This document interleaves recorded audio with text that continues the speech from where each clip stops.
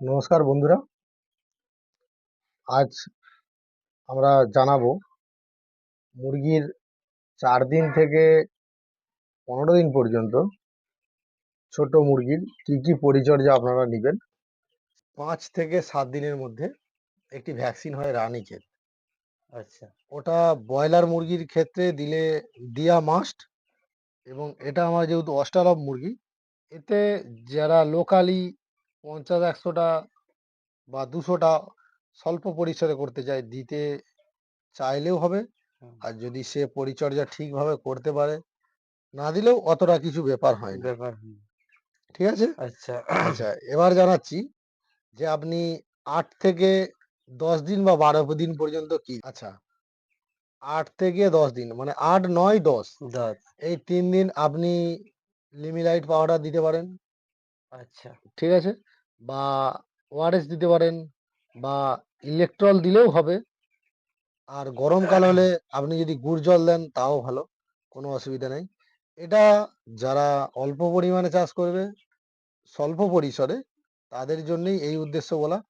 আপনি যদি, আবারও বলছি, বড় ফার্ম হয়, সেখানে আরো ভালো করে ট্রিটমেন্ট করতে হবে এবং তার জন্য অন্যরকম ওষুধ আছে। সেরকম লিমিলাইট পাউডার সব জায়গাতেই দেওয়া আচ্ছা। চলে। এখন আপনার এখানে কতগুলো বাচ্চা হ্যাঁ, আছে? আজকে আমি মেন আমার ফার্মের ডিটেলসটা আপনাকে জানাচ্ছি। আমি হ্যাঁ, কি করছি। কি ঠিক করছেন? আছে?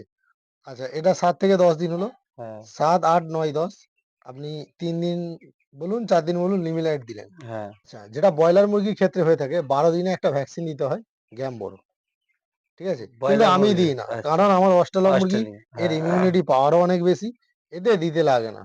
আমার বড় পরিসরেও নেই, খুব অল্প পরিসরে। যারা প্রান্তিক চাষী, যারা একেবারে নিম্ন থেকে ছোট থেকে শুরু করছেন এবং ১০০, ১৫০, ২০০, তাদের এত ট্রিটমেন্ট না করলেও চলে। কারণ আপনার যখন ছোট ফার্ম থাকবে, আপনি আপনার ভাইরাস, ব্যাকটেরিয়া, ছত্রাক, নানা রকম যে রোগ জীবাণু হয়ে থাকে, সেগুলো আপনার ফার্মে কম আসবে। কিন্তু আপনি যখন বড় পরিমাণে করতে যাবেন, অটোমেটিক নানা রকম চারিদিক থেকে আপনার নানা রকম রোগ লাগতে থাকবে। ঠিক আছে?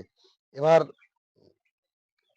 ১৩ দিন থেকে ১৫ দিন কি ট্রিটমেন্ট দিবেন? আচ্ছা, ১৩ দিন থেকে ১৫ দিন পর্যন্ত সকালে আপনি ক্যালসিয়াম দিলেন, বিকালে ভিটামিন দিলেন।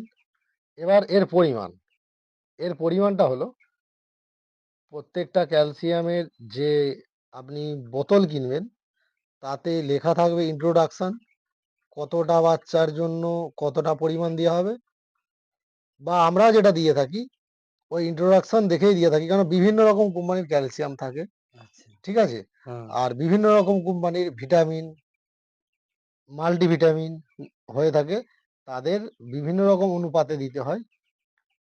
১০০ বাচ্চার জন্য কতটা ডোজ। আমরা দিয়ে থাকি ক্যালসিয়ামটা সাধারণত ১০০ বাচ্চার জন্য ১০ ml, ১০ মানে দিনের, ১৫ দিনের বাচ্চার জন্য। ১৫ দিনের বাচ্চার জন্য। হ্যাঁ, এই অস্ট্রেলিয়া মুরগির ক্ষেত্রে। আচ্ছা, ঠিক আছে? এইটা আমরা ৪ দিন দিয়ে থাকি।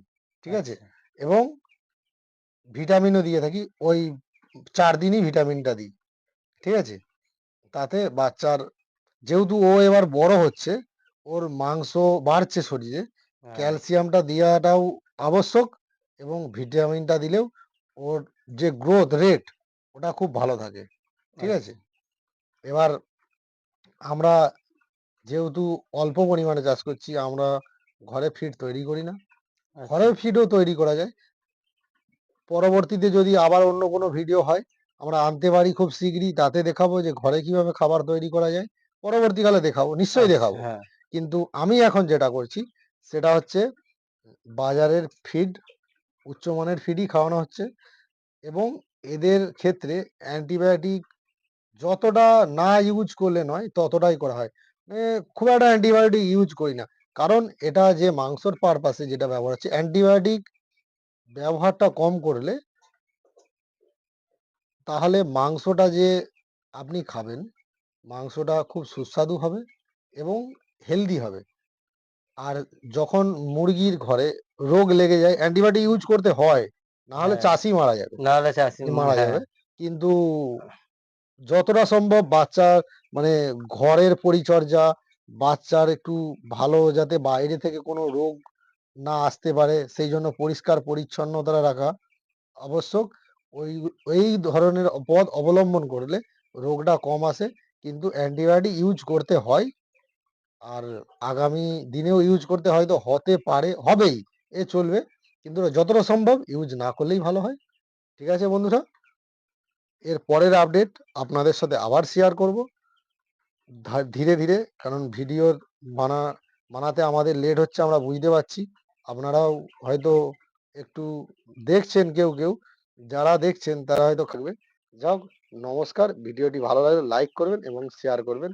যাতে এরকম ইনফরমেটিভ তথ্য আপনাদের বন্ধুদের মধ্যে ছড়িয়ে যায় এবং তারা যাতে আমাদের এই দেখানো পথ ধরে যদি এগিয়ে যেতে পারে, আমরা নিজেকে ধন্য বলে মনে করব।